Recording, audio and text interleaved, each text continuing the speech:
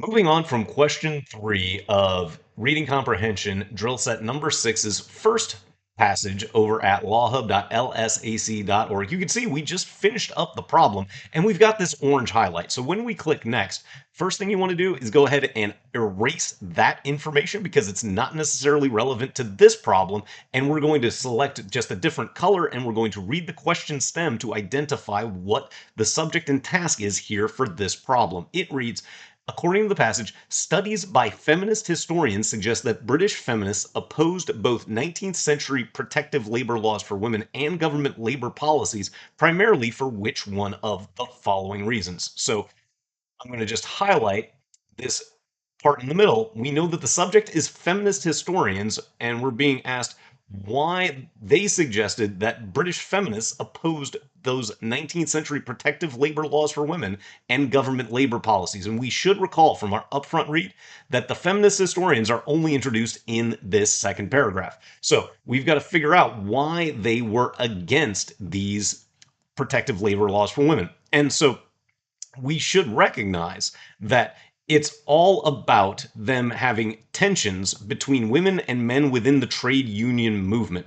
And we know that male dominated trade unions often supported and sometimes even sponsored protective labor legislation that was aimed at forcibly excluding women from wage labor in order to maintain a husband's right to his wife's unpaid labor in the home or to preserve jobs for men, and that there was labor policy that was deeply influenced by a desire to control female morality and influence childbearing decisions. So it's basically they were opposing it because they wanted autonomy. They wanted to be able to do things themselves and not be subjugated to the control of husbands or the state. So we should have that as a mental prediction before we go to the answer choices, knowing that our correct answer has to match what we just highlighted in pink in that second paragraph. So choice A, feminist support for such laws and policies could be construed as evidence of philosophical inconsistency given feminist arguments in favor of women's suffrage. There's no philosophical inconsistency. You don't want to overthink this. As soon as we know it doesn't match what we just highlighted, we should be able to find a reason in A.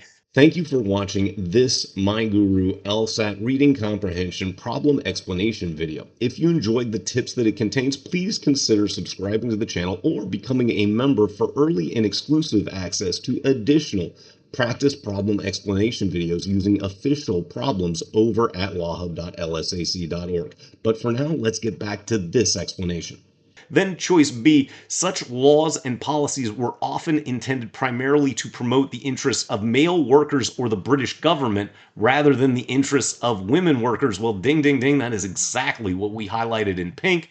Choice B is going to be our correct answer, and we should move briskly through the remaining answers once we found a choice that matched our highlights and the relevant information from the text. Choice C reads, women trade unionists actively solicited feminist support in the campaign against such laws and policies because they could find few allies among male trade unionists. Well, this is one of those terms that we have to be very careful with. We talk about unions.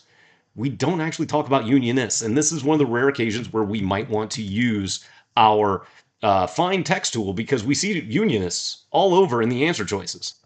It's never actually mentioned in this passage at all. So we'll just clear out the find text tool, knowing that unionists, we don't know anything about unionists. And since we like B, we can eliminate C for needing additional information.